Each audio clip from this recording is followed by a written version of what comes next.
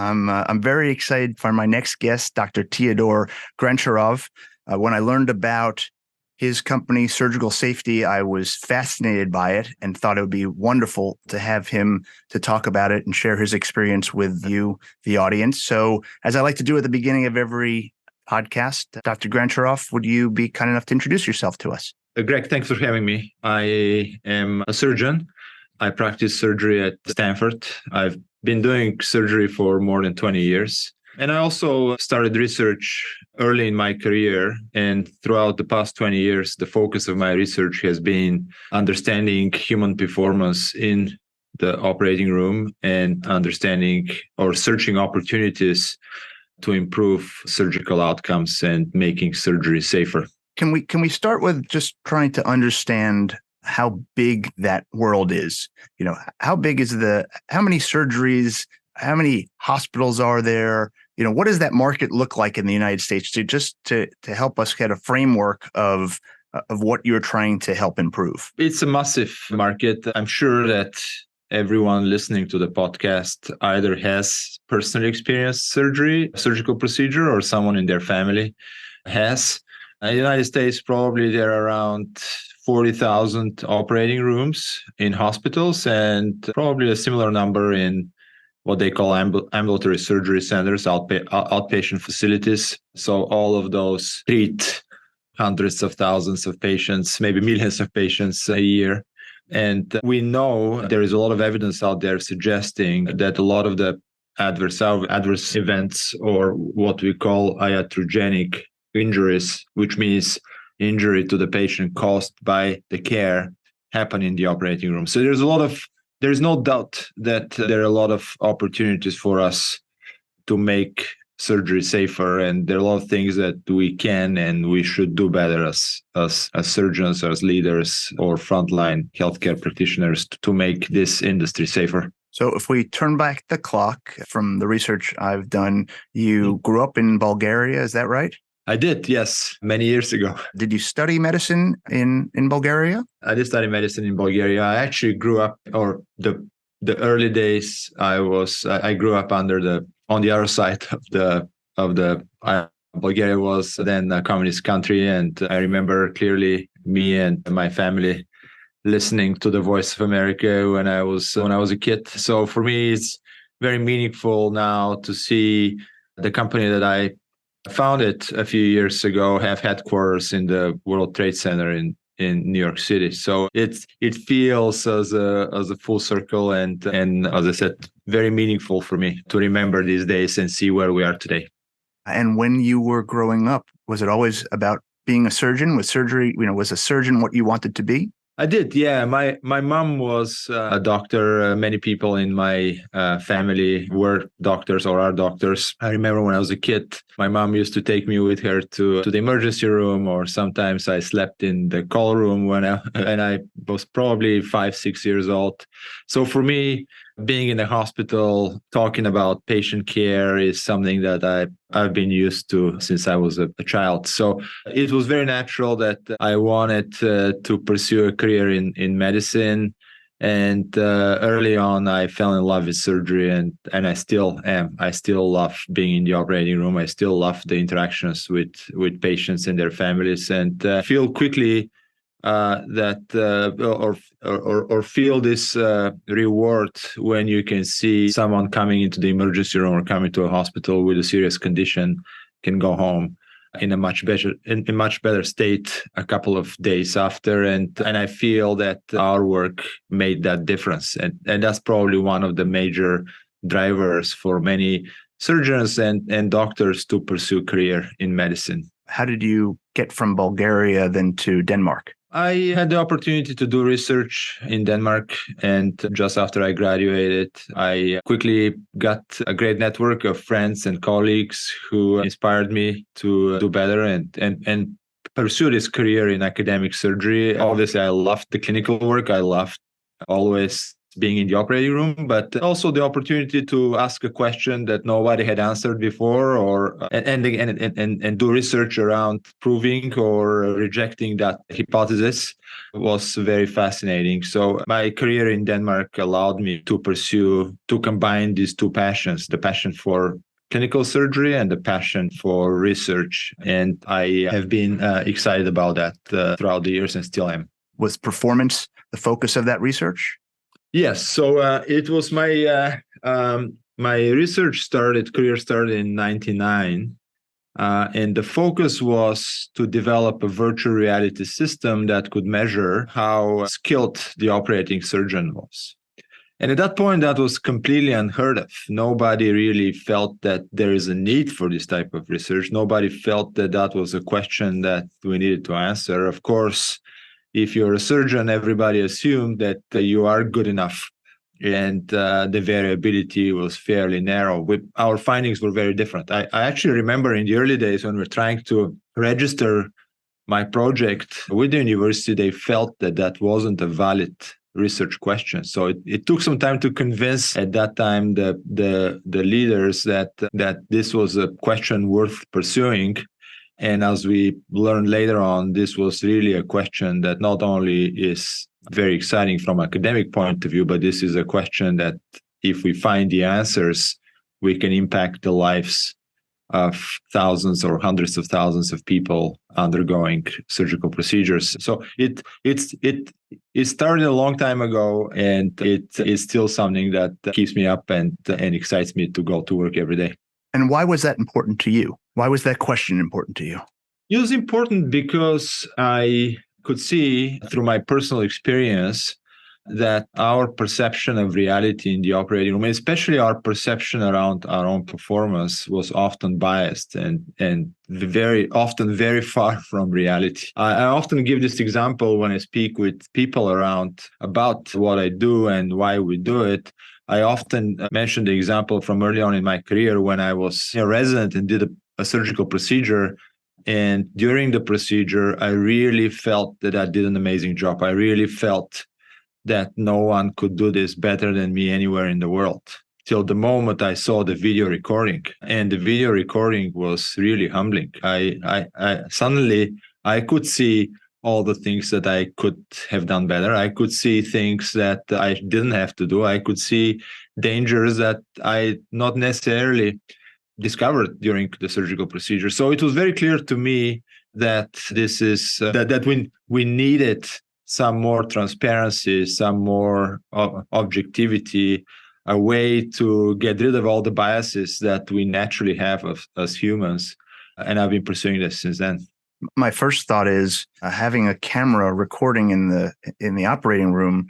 Presumably that probably you had a lot of resistance to that, because I imagine there's lots of privacy. So how did you overcome that? That was a long journey. I remember when we felt that we could make significant progress through better quality of data acquisition and camera, microphones, all other sources of data in the operating room could contribute to that. We felt that we could move the needle in many areas that needed improvement. But and it sounded like a logical step. Yes, of course, everyone uses video today. You can't imagine a professional athlete, a professional team, or even a high school team today without video analysis, without video coach, without high quality data science.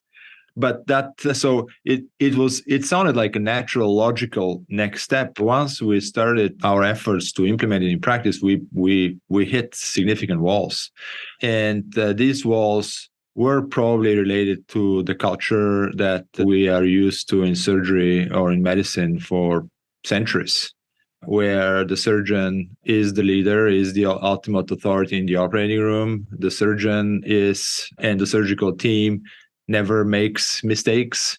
This false expectation for perfection naturally steered us towards a fixed mindset and closed the opportunities that we should have as any other high risk, high performance industry to learn and tolerate mistakes, to tolerate mistakes and learn from mistakes. So I think early on when I first presented the idea, people laughed and said that will never happen. And this was one of the reasons why I was continuously pursuing new opportunities. This was the reason why I moved from Europe to the US and then Canada, and now back to the US, because I felt that we could make some changes. And it was much more than I thought. There were so many barriers, legal and cultural and technological, but we kept pushing, and we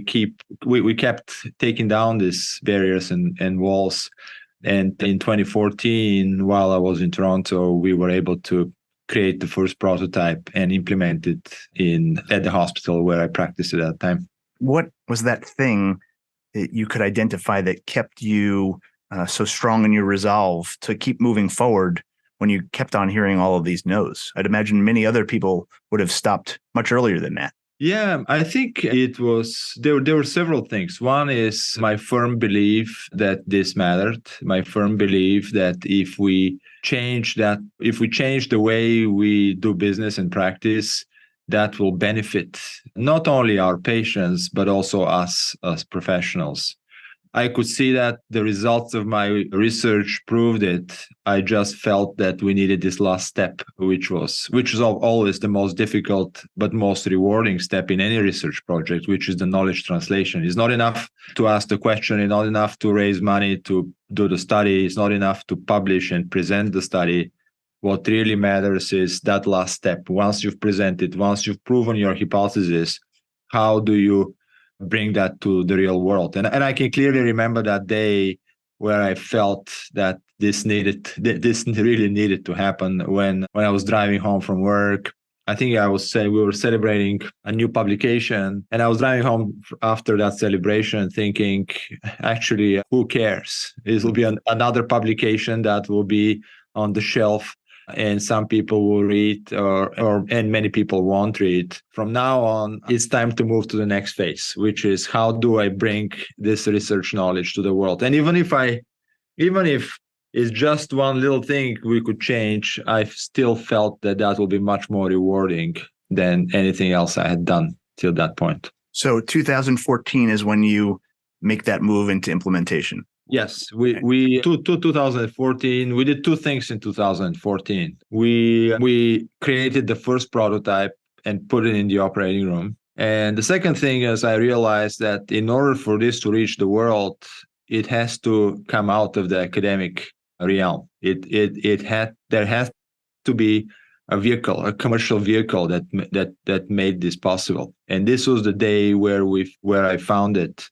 also surgical safety technologies in Toronto at St. Michael's Hospital in Toronto. I remember I went to the office of the vice president of research and I said, I want to do this. I want to create a company that will be the vehicle for knowledge translation. And I remember he said, sure, you want to do this. And if you really feel so strong, we will support you.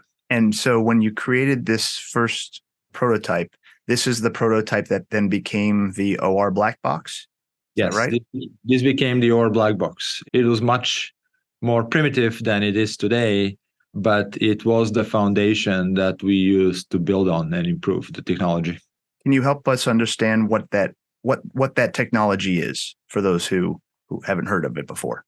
Yeah, so I know that probably everyone is familiar with the black box in aviation. I think all of us have seen the orange black boxes that air accident investigators always search for in order to get the real answer of what happened and use that information to continuously improve aviation. And that's why it became one of the safest forms for transportation. Very few people, though, know that the majority of the modern aircraft are equipped with a secondary black box, not the orange one. It's a different system that captures information from every flight. Regardless of whether the flight took off or landed safely, sometimes there are flights that encounter certain challenges. They call them near misses. Aviation has been doing that for probably a couple of decades, and they have now very sophisticated models that help them quantify risk, predict risk, and mitigate risk. And they made this, thanks to the secondary black box, they made this shift from reactive, where they study an accident when somebody dies or a plane crashes, to proactive, where they don't wait for a plane to crash. They already know what are the patterns and what are the risks and how to proactively mitigate these risks, whether related to human performance, to weather conditions, to performance of the aircraft or the technology they use.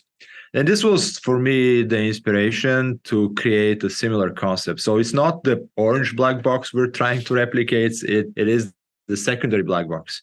And so what we do is we introduce various sensors in the operating room, including our data, that capture information from every single surgical procedure, regardless of whether it resulted in a complication or went fine. And we use this information to understand what makes a good team, what is a good performance on an individual team and organizational level, and how we can really use modern data science to understand risk, predict risk, and make the operating room much safer, much more efficient, and make this transition that the airline industry, oil, nuclear industries made some decades ago, from reactive to proactive and from safe to ultra safe.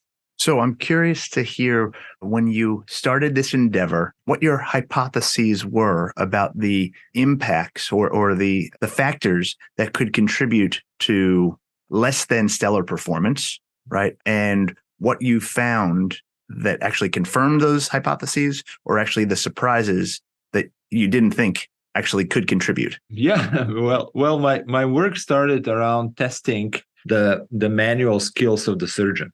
So how a surgeon performs an operation, removes a tumor, connects vessels or organs and so on. So we assume that if we understand what we call technical performance of the surgeon, we will be able to solve a lot of the issues in modern surgery. The more we studied that problem, though, and when I say issues, these were probably, by issues I mean outcomes. When a patient with a certain condition has a surgical procedure, goes home on day 2, and a similar patient with a similar condition gets a surgical procedure and never leaves the hospital. We wanted to understand what are the factors. And initially, we assumed that the majority of the factors are related to the technical skill of the surgeon. The more we studied the environment, though, we understood that this is much more complex. There were the skill of the surgeon, the quality of the team interaction, what we call today non-technical skills, which is situational awareness, decision-making, communication, and so on. So the more we studied various factors, then we kept discovering new factors that impacted performance. Then we found out the impact of distractions was very significant, the impact of fatigue, stress, and so on. So we kept on adding factors. And again, this was a long process of trial and error, where we acquired data, studied it, and continuously refined our model to be able to predict much more accurately what's going to happen to this patient who just underwent a surgical procedure. So there were a lot of things that we expected, a lot of things that surprised us. But one of the things that was very clear to us, that in order to make an impact here, we needed to study this environment, this complex environment, holistically.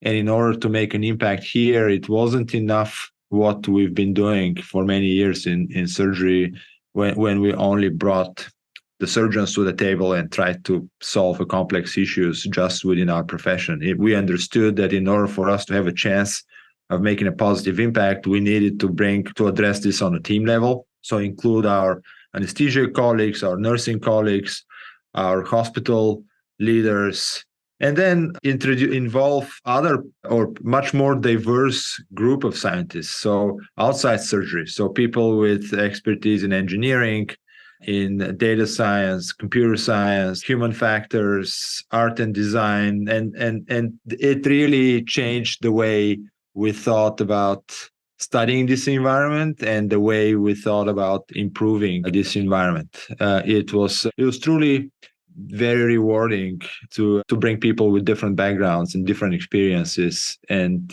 create a high performance team, which we piloted. We piloted this approach while I was in Toronto, and we've kept on adding people to this organization that today we call Surgical Safety Network, that represents diverse group of clinicians from different hospitals, from different continents, but also teams with different backgrounds.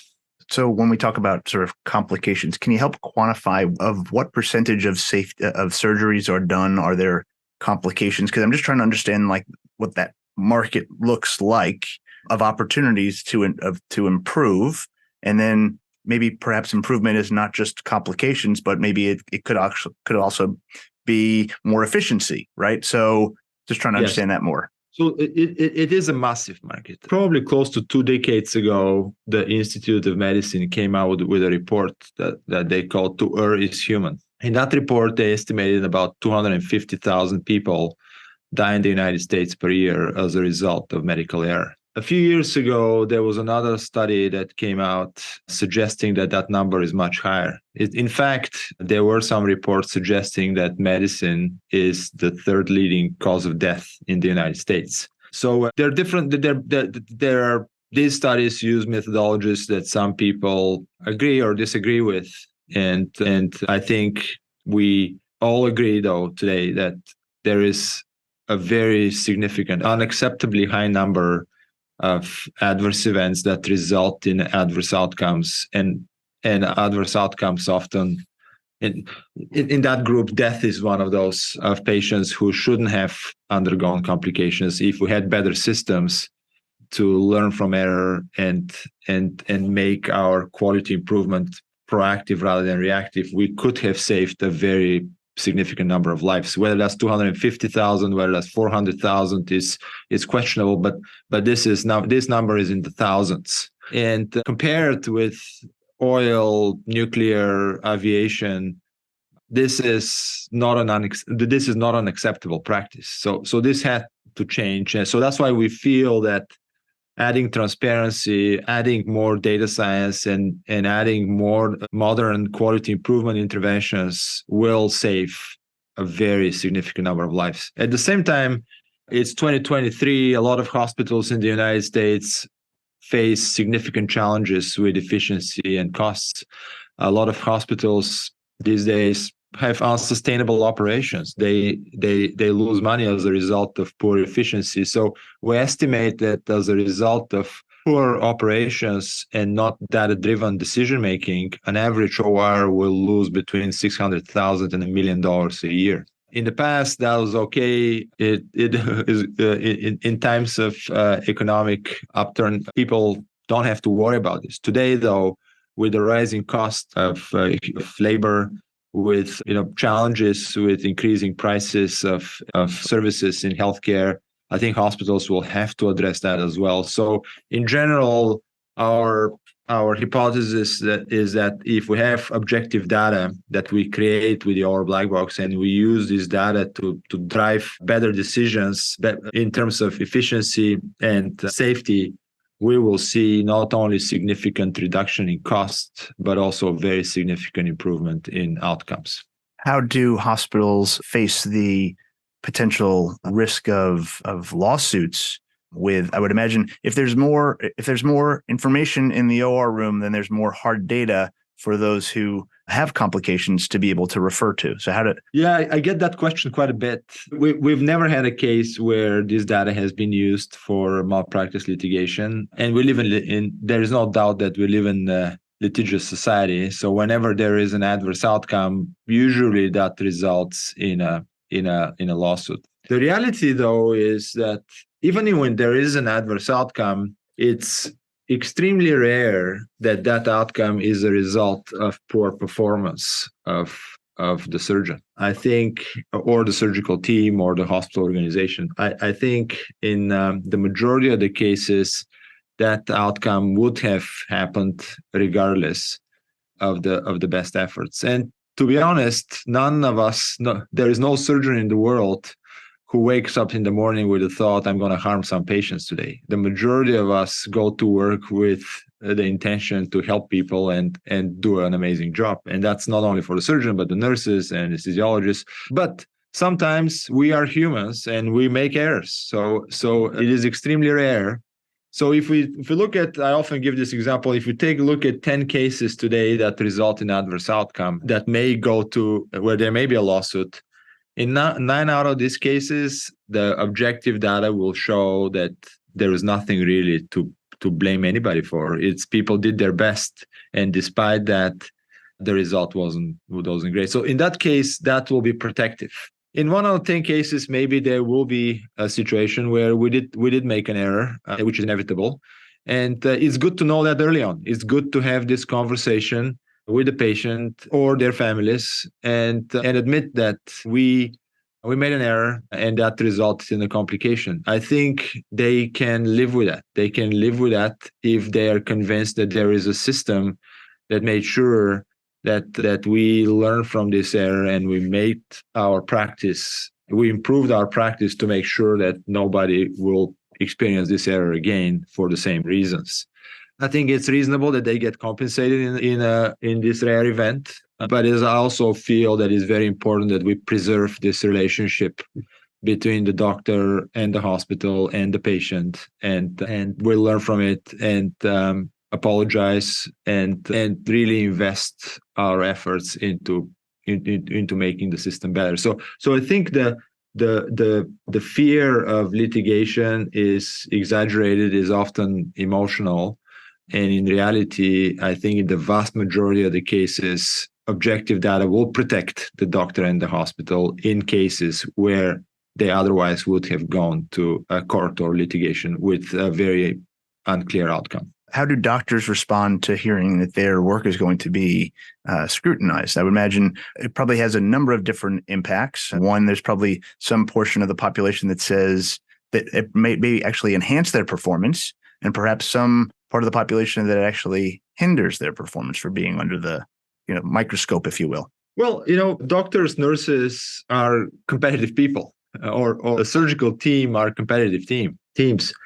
I can tell you that if we knew what we did right and what we did wrong, we will make sure that we celebrate everything we did right and we'll work really hard to fix things that we did wrong. So I think there is no doubt that there is a cultural element here. There is a way for us to, we definitely need to to change the culture and learn that it's a good thing to see ourselves in the mirror every day and adjust or change the way we do things that need to be changed. So surgeons and nurses, if this is implemented the right way and hospital leadership recognizes that, this could be a very powerful team building exercise where we mobilize the human competitiveness, the competitive spirit, and the desire to make tomorrow better than today into something very constructive.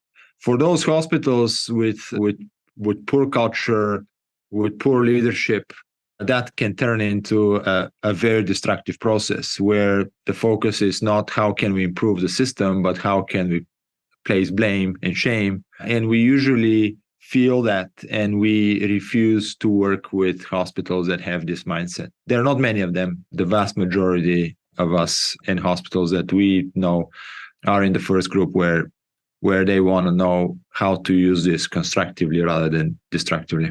Well, so I was going to ask you, so you said there's about 40,000 hospitals in the United States. 40,000 operating rooms. 40,000 operating rooms, pardon me. Of those 40,000, how many are you in currently? I got to check again. I know we're in close to 30 hospitals. There's a huge market. There's a huge opportunity of operating rooms. What's the biggest sort of pushback hurdle that you've encountered as you try to help more hospital systems? Well, we haven't actively marketed this or made any commercial efforts to grow this. I think we are at the stage now where this is happening. So we'll see rapid acceleration, but it is something that we've done organically, and we've done with hospitals, primarily large academic centers that use this data to answer important questions. For us, it was very important in this early phase to see how the data can be used and see what the impact of the data is. And today we know that we can use this data to dramatically improve operations and significantly reduce complications. So I guess I'd ask the question of, so how do we know? How do you know that that's the case? We know that because everything we do is measured. We know how hospitals performed before they had access to this data and after. And for those of the hospitals where that started using it early on, we can now see these trends. Based on tens of thousands of surgical procedures that have been done. It sounds like you started off this project where you were thinking about how do we train, how do we make our surgeons better, but it's actually transformed into how do we make our health system better, more efficient, safer. Is that right? Absolutely. Yeah, absolutely. This is not, for this to be sustainable and for this to be scalable, this is not a change on individual level. Of course, it requires change on individual level, but this requires a systematic change. It requires a systematic change in the way we do business. And that relates to the transition from doing business because that's how we've done it for 10, 50, 100 years, and eliminating these traditions, eliminating these dogmas, and replacing them with data-driven decisions. And once we do that, once we made this transition from traditions, dogmas to data-driven decisions, a lot of good things are going to happen to us or to any industry. And we've seen these examples in other high-risk industries. And I have no doubt that we will see this also in surgery and in healthcare. And what's the biggest obstacle? I would imagine here in medicine, it's scientific, it is data. So if it's so data dependent and driven, why is there that obstacle towards adoption? It's culture. It is culture. The cultural elements here are the operating room is the most secretive environment in modern society. What happens in the operating room stays in the operating room. And it has been important for us to maintain this false expectation and false belief that we are perfect. I think the moment we admit that we're not perfect, the moment we normalize that as long as there are humans, there will be errors. And how we respond to these errors, how we learn from them, how we continuously improve the system based on these learnings is going to make the difference. It is going to make this huge leap in the way we practice surgery and medicine. If I'm in a hospital with an operating room and I'm a surgeon and I'm being analyzed with my work along with many of my colleagues, how am I then receiving that information to be able to implement change? So there is a portal that any surgeon or team can review and consume the data. There is also some of the data is intended for hospital leaders or surgical leaders or nursing leaders. I can tell you I did yesterday 2 cases in the operating room. The first thing I did this morning when I woke up is to review my performance and see what I could have done better. Again, it's a new workflow. It's a new way of practicing, but we've adopted it in so many other areas. I mean, I played tennis last night and I looked at my Apple Watch stats of what my heart rate was, how I slept last night. So we are changing the way we do things because of data and data science. It's just time for us as surgeons and as healthcare practitioners to adopt that change. So here we are, 2023, look back to 2014.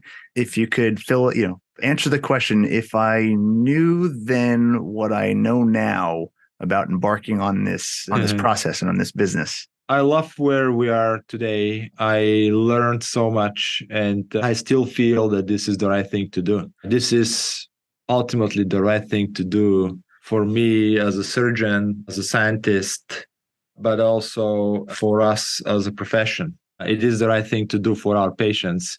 So if I knew what would have happened in the next 10 years, I would definitely have done it again. So it sounds like it's a cultural hurdle to overcome, Could you share with us an example of an obstacle or you're crazy, this will never work, and the aha moment on the other end of that? I mean, I've heard this so many times that this will never work. There is no chance over my dead body.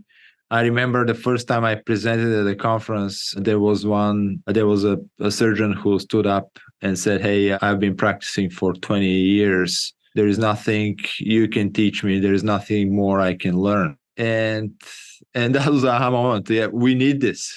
We this type of thinking is not the right way to practice high risk industry in a high risk industry.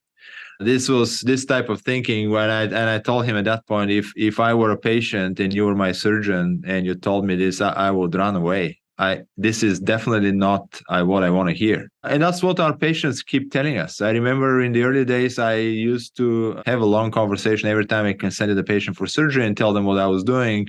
Overwhelmingly, the most common response was, "Wow, I can't believe that this hasn't been done before. I can't believe that you are practicing surgery without access to quality data and a proper system to help you learn from your mistakes." Patients don't expect us to be perfect. Patients expect us to continuously learn and continuously improve and to have an honest conversation that will help us build and maintain the most sacred principle in the relationship between a patient and their doctor, the principle of trust. So I think there's been a lot of learnings, a lot of successes, and a lot of disappointments. But as I said before, I feel it is the right thing to do, and we will keep doing it as long as we can. And here you are, you're a practicing surgeon, but you're also running a business. And I imagine outside capital has had to come into play at some point in this process. Is that right?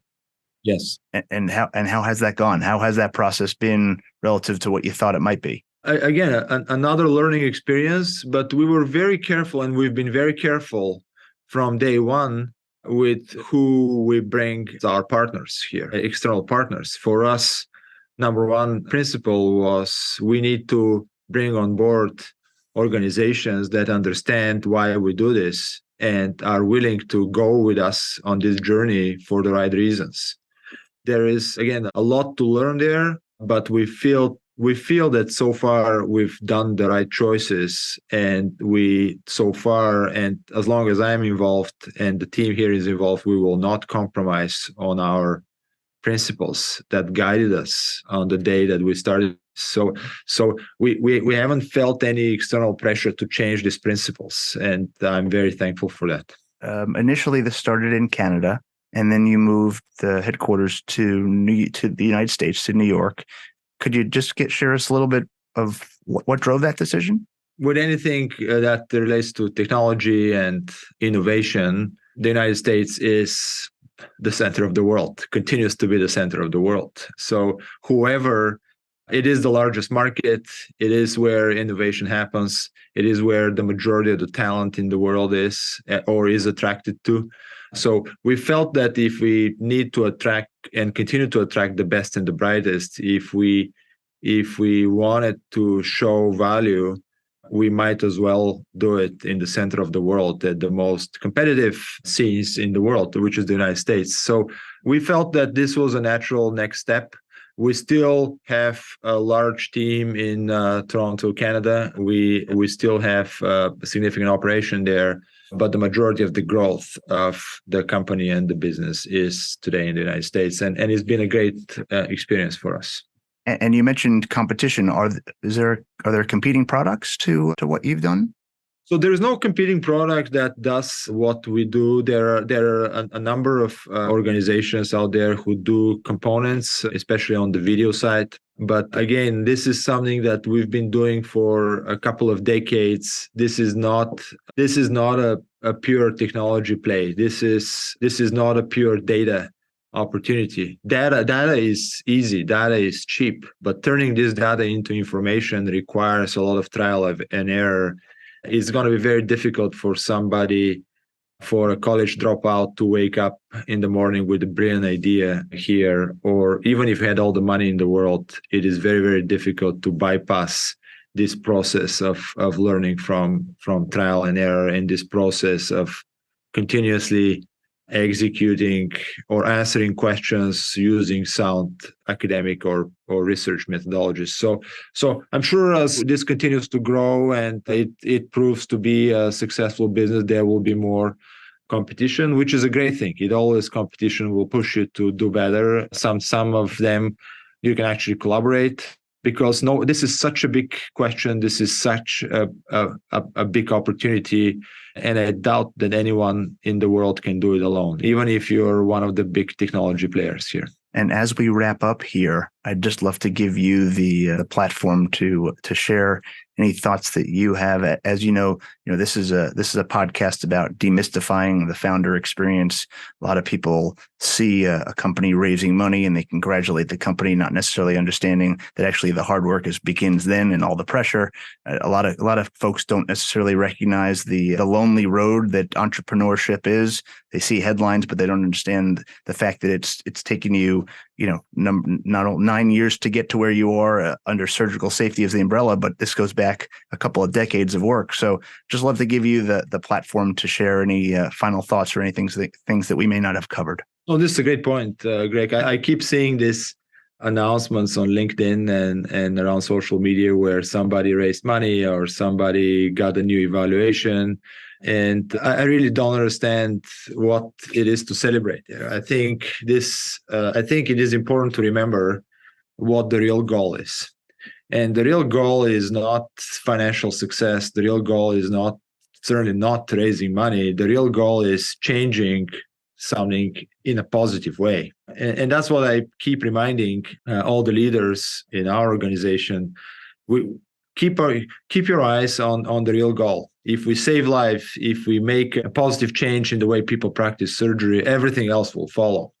So I think having a clear vision of what the real goal is and what is a byproduct of you achieving this goal is very important. Thank you again for having me on the podcast and allowing me to share our journey, and excited about staying in touch and providing an update. I'm excited to see where you go from here. Right. As you said, the massive opportunity is massive, and you're just scratching the surface. And it sounds like changing an ocean liner. It's going to happen slowly because you've got a big obstacle in front of you, but you've got the data behind you. And it is the right thing to do. And I think both clinicians or healthcare practitioners and patients will benefit from this journey. Well, Dr. Grantcharov, thank you so much for your time, and I wish you only success as you continue your journey. Thank you so much, Greg. Thanks for having me.